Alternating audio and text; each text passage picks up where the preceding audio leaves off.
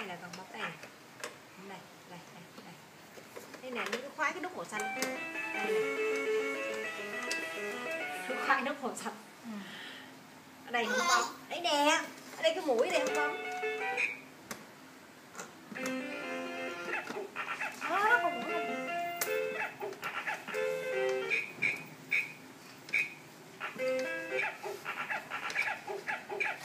Giống như đi chơi.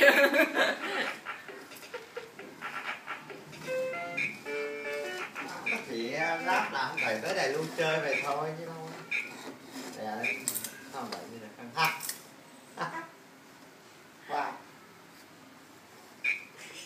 Bấm vô cái mũi đi Thị, cho nó hát. Mũi trên nè, mũi trên nè.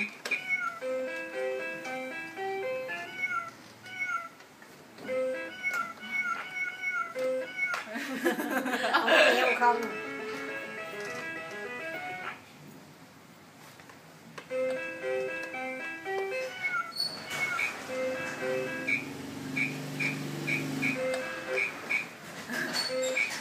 Khoái nút màu xanh.